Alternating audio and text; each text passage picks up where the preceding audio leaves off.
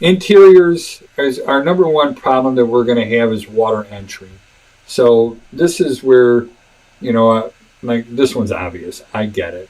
But if you take a flashlight and you shine it along the wall, and so that the beam will go in this area, all the places, even if it doesn't look like it's damaged, you're going to be able to see where all the repairs were. So you basically put the flashlight right on the wall, and then you aim the beam so it goes right down the wall. And if you get a good bright flashlight and you do that, even on the brightest of days, you're going to be surprised that you'll be able to see every stud. You'll be able to see every nail. You'll see where the seams in the drywall are. But more importantly, you're going to see where there's been multiple repairs. All right. So we're not always looking to see if things are actively leaking. We want to let people know or let our clients know that, hey, this might be an ongoing problem. They may have gotten it stopped for now, but it could definitely come back because it looks like they've dealt with it 2 or 3 times. This, again, go into journalist mode. Who, what, why, where, when, and how. And when was the last time, and let your client be prepared just in case it happens. Doors, same thing, representative sample. We like to open and close them. We test the locks. We, unlock them. We do everything we can to make sure. You're going to be surprised on how many times if you go through the motions, you'll find a door doesn't lock or latch or whatever. All right. Staircases, I think we talked enough about it. This is actually considered a ladder just because of how steep. As long as it's unfinished, we're good. But nonetheless. Minimum height, floor to ceiling in a habitable room is 7 feet. And you're going to find in attics, they'll allow you to go up to 6 foot 8 inches. Same thing in basements, 6 foot 8 inches. Me personally, I think those are low ceilings, but sometimes you're limited by how tall you can make a building or what room you have to live with. So we should just know our minimums for a habitable room. So 6'8". Staircases, ladders, we talked about that enough. Cabinets, I open and close every door. I give gentle pressure on those. Same thing with countertops. If there's a drawer inside of them, I open and close the drawer. If there's a slide-out shelf, I'll open and close that. I look for the right fasteners in them. I've had these things come down. I've found cabinets that were just loose when you pull on them. And we don't know if somebody's going to go in there and put a ton of china in there. So, again, I'm a big fan of being a little bit on the aggressive side. All right. So, again, I check for the countertops and cabinets. Very aggressive looking underneath bathroom sinks and kitchen sinks. Move the stuff that's in there if you have to, or disclaim it if you don't want to. But look for signs of past leakage. Fill the sinks up, then run them. See if you hear any sort of gurgling. And then sometimes when you overload a sink, that's when you're going to start getting it to leak out on the floor. All right. So without breaking and moving and damaging anything, I'm going to do everything I can to make that sink leak. So I'm going to fill it up with water, and then I'm going to pull that drain, and I'm going to see that it drains fast and clear without any slow, there's nothing restricting it. Then I'm going to go underneath that sink, and I'm going to feel that trap and the pipes going in there and see if I can feel for water. I'm going to look for putty and signs of water stains on the floor. All right. And again, water is going to be your number one enemy. So that's where you're going to get your biggest complaints. All right. On this one here, somebody's, I think they're called banjo tops for the countertops. And, but these should be removable. I don't know how you would be able to get in there to do any sort of work on that toilet in case you had to take the lid off and get your hand in there and fix it. But whatever. It is what it is. All right. So common sense stuff, any sort of physical damage to it whatsoever, take a picture, call it out, and bring it to whatever your client's, attention. Loose doors, broken hinges, all these things. I like to take videos of them if they're loose and they look okay. Photographs don't always show loose doors all that well, so short videos do. Outlets flat on the countertop are no good. They need to be protected. So you can have like a screw-in piece on there. Actually, those are only for floors. Countertops, we can't put anything flat on them. They need to be on the wall and upright. All right. Cracks in the sinks, I don't care if it's leaking or not. We're taking a picture, we're calling it out. Again, if it ever stops leaking, I don't want my client being mad at me, you know. These things, you know, I'm a nerd when it comes to old type stuff, and when you get these combination, you know, stove ovens, dishwasher, refrigerator, it's all built into one apartment type unit. Obviously, if one thing goes bad, everything's bad, but it's cool. I don't know. I just like the pictures, so I put it in there. Loose hardware. You'll see a lot of people using drywall screws to hold to the cabinets. All right. Now there are screw points, or you know, support points up high and down low. So it's usually going to be the top 3 inches and bottom 3 inches. Everything else is just going to be about a 1/4 inch board, and usually it's going to be a composite type press board that's in there. And drywall screws, they just don't have the strength. I mean, these cabinets are going to be heavy, plain and simple. So we really want to have they're called cabinet screws, and they actually have a washer that goes on there so that it gets more wood, more grip, and bigger threads on the screws, and just hold everything nice and tight to it. All right. So common sense stuff: physical damage, loose countertops, islands not secure. We need to have outlets on islands and peninsulas so they can be usable. We need to have outlets within 2 feet of sinks.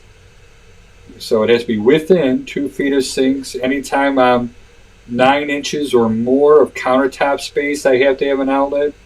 And then it has to be at least every 4 feet apart. Appliances have 2-foot cords in them, so we're not supposed to be forced to use an extension cord. So we should be able to put that appliance anywhere in the countertop, and that 2-foot cord should be able to reach at least one outlet. You'll see a lot of people put them every 2 feet apart. I like that, but it's not necessary. This cabinet, this is what they call a blind corner cabinet, and there's not really supposed to be a filler piece here. If they did, they should end up putting a block of wood on that.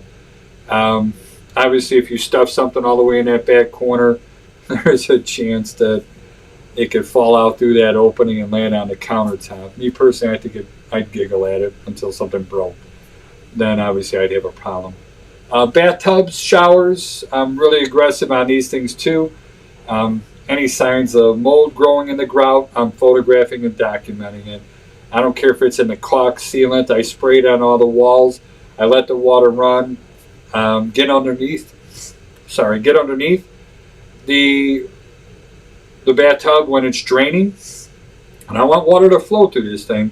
Get under there with the thermal imager. Come back after 10 minutes or 15 minutes if you don't have a thermal imager, and see if you got any water dripping. All right, you're going to be surprised on how many times these plumbing pipes underneath these tubs are broken, and they do leak, and especially when you shock the system with a lot of water. All right, and somebody will find it.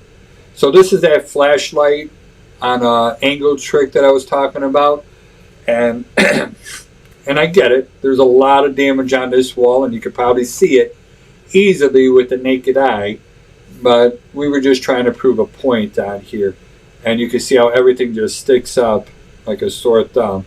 You know, so this area here, even over in here, little pieces show up just as much as the big water issues right there. Dark stains in wood, missing pieces, damages. You know, it might be minor. That's going to be your call. Scratches in one spot are one thing. The dark marks is usually pet urine. And sometimes people, you know, have allergies to animals doing these sort of things. So again, that choice is yours, how in depth you want to go with what you're going to document on stuff. All right. Concrete floors should be flat. Typically, you're going to find some cracks in them. That's normal. But they shouldn't have any heaving or settlement. Older homes before World War II, those concrete floors are really only about an inch thick. It was more like a slush coat that was poured down there, and that was mostly designed to keep moisture from coming up, it wasn't really designed for any structural support whatsoever. All right. If we do have a floor drain in there, everything should be sloped to the floor drain. Cracked tiles, you're gonna, every client is different. Talk to them about it, ask them, and they'll probably say, yeah, put it in there. So just take a picture and put it in there. Most of the time, documenting things like this isn't that difficult. We take a photograph, you have a pre-written comment in your report already that's cracked tiles. You could always change the severity, fair, minor, poor, whatever, and go from there. So vinyl flooring, self-stickum tiles, even the one-piece linoleums, they just have minimal lifespans on them. The 9x9 asbestos tiles and the mastic that's with them, I'm not sure if this was one of them. It doesn't quite look like it, but sometimes you run into those. These are, all right? So they have those little wavy patterns in them. Those are pretty common that they are. And I shouldn't be so adamant about saying these are asbestos. I'm going to always throw my disclaimer out there. The only way to tell 100% is to send it to a lab and get it tested. And that goes same thing with the vermiculite, the asbestos panels, floor tiles, anything that we run into it. Always recommend sending to a lab. Know for sure. All right. Metal ceilings, I think they're beautiful. Common sense though, if they're rust, loose, anything coming in there. Lighting fixtures should be secured to the wall. We shouldn't have any gaps coming up in there. Especially if we're on top floors. These are also insulation issues. You're going to get a lot of airflow coming through there. That's going to bring a lot of humidity and moisture into your attic as well. The lights fixtures should be secured. We need to have a switched room. Switched light source for every room that we enter. All right. So that switched source could be a switched outlet, or it could be an overhead light. So sometimes you might be going through and you find an outlet that doesn't work. Before you call it out that way, go over to a light switch and flip it up and see if you got power to that light switch or to that outlet. That's designed for you to plug a lamp into it so the lamp will go on when you flip a switch. All right. Fire stops, party walls, this is more for townhomes, garages. There can't be any gaps. Everything has to have at least one coat of mud and tape on it. And we want to stop the fumes and heats from going from one unit to another. All right. If they do have to go through it, for whatever reason, this all needs to be sealed up with fire stopping or fire caulk. Same thing. This needs to be refinished with drywall. Can't be left out in the open like that. So it does happen. We want to compartmentize a fire. If one person's building or unit is on fire, all these codes, all these rules to keep the fires from spreading from one unit to another, that's what they're there for. Keep everything in one section. All right. And between floors as well. All right. So here we're showing conduit coming through here. We need to put fire stopping on there. Now the caulk is typically going to be purple. Commercial, it's maroon. In residential, they actually make like a Great Stuff makes it. It's a fire stopping product, and it's light orange on there, and you could just fill that in there and seal up all those openings as well. A lot of people will put wool and stuff in there, or they'll put drywall on it just to seal, especially big openings like this. The metal counts as fire stopping, but obviously this triangle in here is a breach in that fire stop. All right. Underneath stairs and above staircases, we do have to have drywall. It should not be open on the underside. All right. And again, we want to compartmentize the levels inside of a home as well. That's the rationale behind that. So basements, again, our number one complaint is going to be water entry. So looking for signs of past and present moisture, we have to document that. It's actually in our standards where we have to put that in there. Be aggressive with it. That's as much as I could tell you on it. If you can't see something, then disclaim it. If there's storage leaning up there and you can't move it or you don't feel comfortable doing it, disclaim the whole thing. Yeah, this wood rot right in here, boom, picture, goes in the report, keep going. Mold growing, I'm not a big fan on testing for mold. All right, for me, I think this is kind of obvious, and you could probably just Google a whole bunch of pictures of mold growth on drywall, and you can find the different kinds. I don't think there's a reason to take an air sample or a tape lift sample to try and find out how bad this mold is. It's just, I can't buy into it, plain and simple.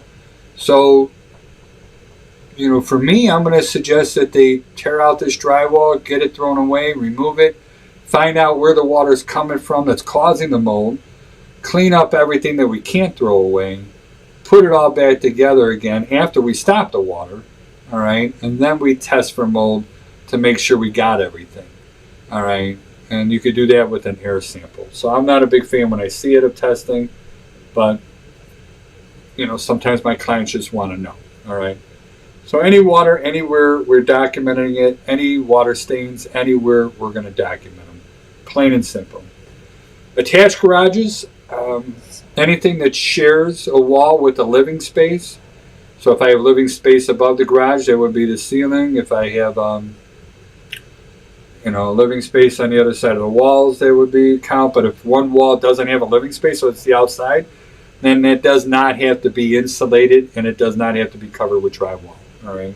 So when I cover it with drywall and it does become a barrier, at that point in time, I do have to have one coat of tape on it, and then I got to put one coat of mud on there as well. All right. So we use the term firewalls, but I think it's more of a barrier than anything else. All right. The rationale behind why we have these areas protected is that we store gasoline in there, we store lawnmowers, we store cars in there, we run cars maybe in the winter time and stuff in there.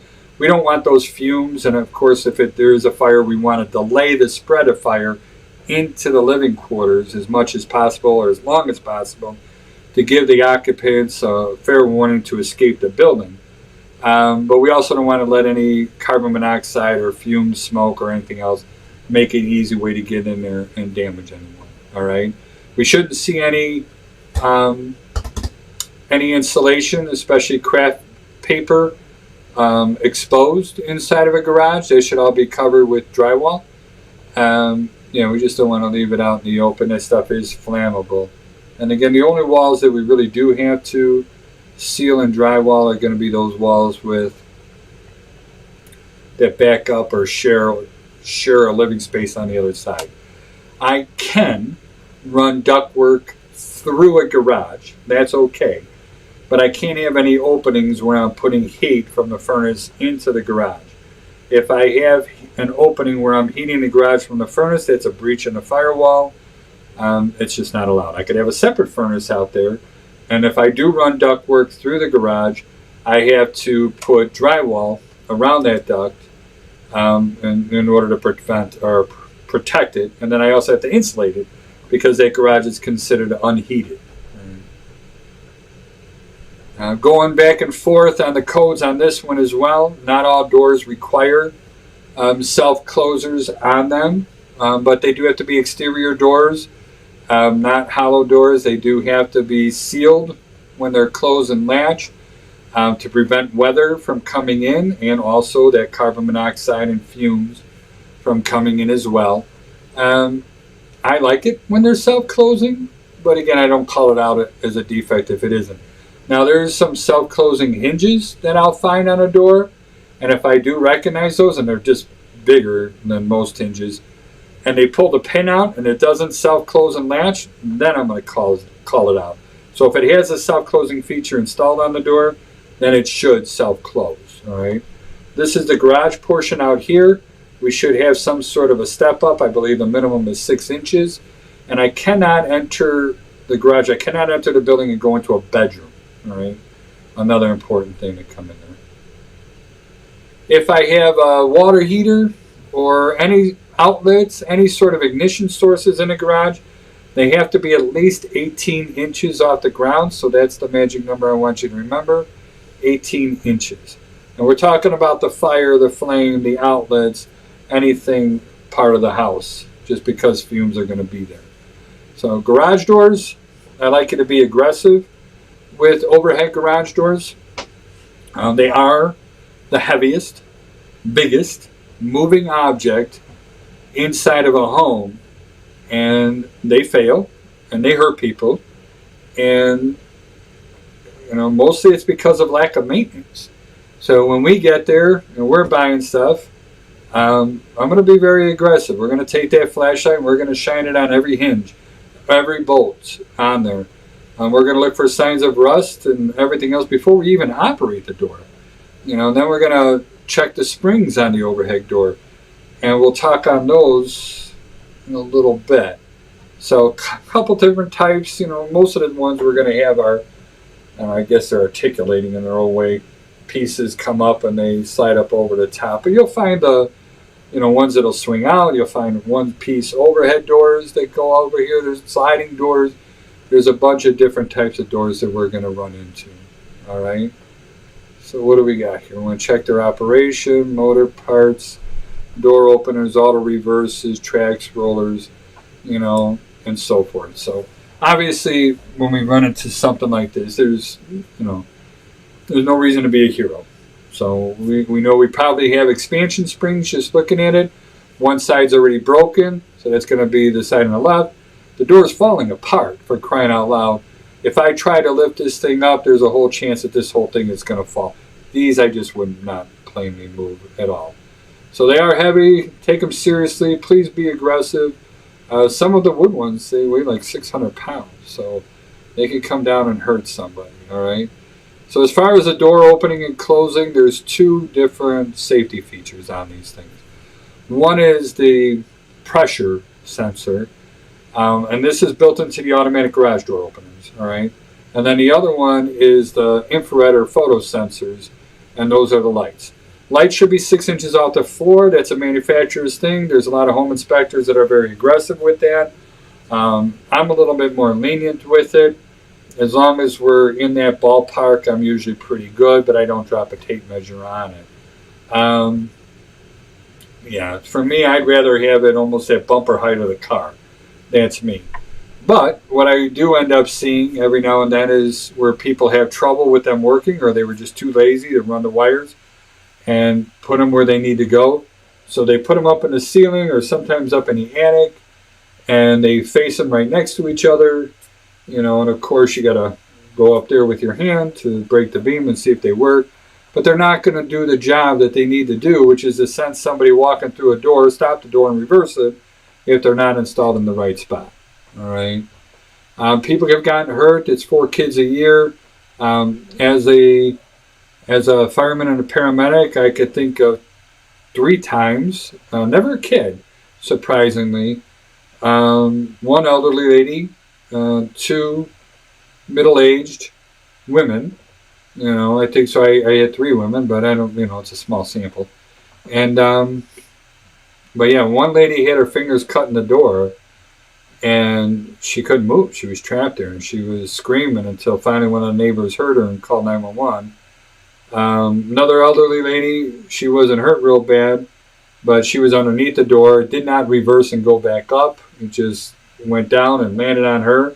We were able to get her out. We did take her to the hospital.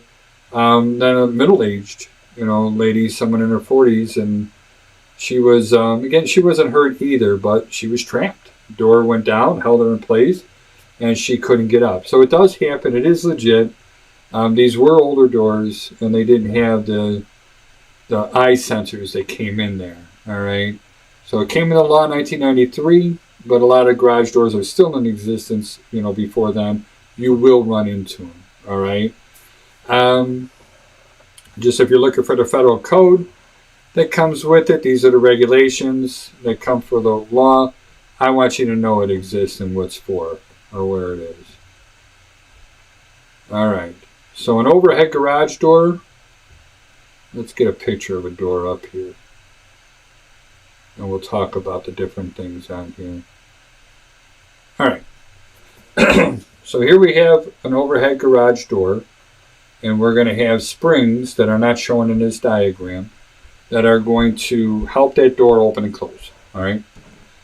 The way the manufacturers of the garage door openers tell you is they want you to take a 2x4, lay that 2x4 flat, just like this here, and then bring the door down on that 2x4, and the door is supposed to sense the 2x4, realize there's an obstruction there, stop, reverse, and open back up again. All right? And I'm kind of afraid to do this test. And I don't know anybody. I have no proof on this one.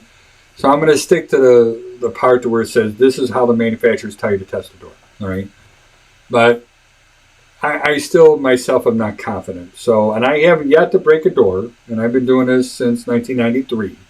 So, but what I'll do is I'll bring the door down, and then I'll catch it with my hand, and I don't give it a lot of pressure. If it starts to pull me over, I just release it. I don't want to damage the door in any which way. All right. But I'm afraid here, even though it's only 1.5 inches, some of these doors.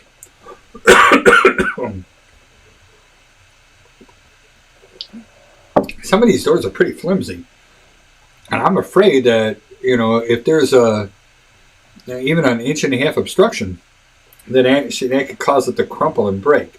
Now, before I even do this test, like I said, I am looking at every bolt, every nut. I'm looking for dents, breaks, anything in these garage doors whatsoever. If I find damage in the door, I'm going to document that, and I am not doing this test because that damage could just make this test could make that damage even worse. So I'm not going to do it. All right. But this is the proper way to do it, is with the 2x4. I use my hand. All right. The infrared sensors, we said they're about 6 inches off the ground.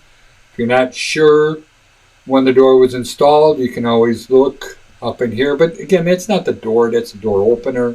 But at least it gives you an idea because it was done typically at the same time. Another big problem I run into is the tracks on these doors. They're supposed to be off the ground. They're not supposed to be resting on the concrete. When they rest on the concrete, then they just start absorbing water and they start rusting out. I mean, the wheels don't go down that far anyway, so if they rust out a little bit, maybe it's not that big of a deal. But nonetheless, it tells me if somebody knew what they were doing or cared what they were doing when they installed it. And it just makes me aware of other things. There's many home inspectors that if there's a car in there, they're not even going to try and test it or release it or do nothing with it. They're just going to disclaim it. I'll leave that up to you to make your choices on it. Usually what happens is the stories start off with, and then I raised this door and the whole thing just collapsed and did all this damage to the car, and thank God I had general liability insurance. When in fact it wasn't really the inspector's fault. He's just the one that, or she's the one that opened the door. And then all of a sudden, we got issues coming into play. But yeah, not too much.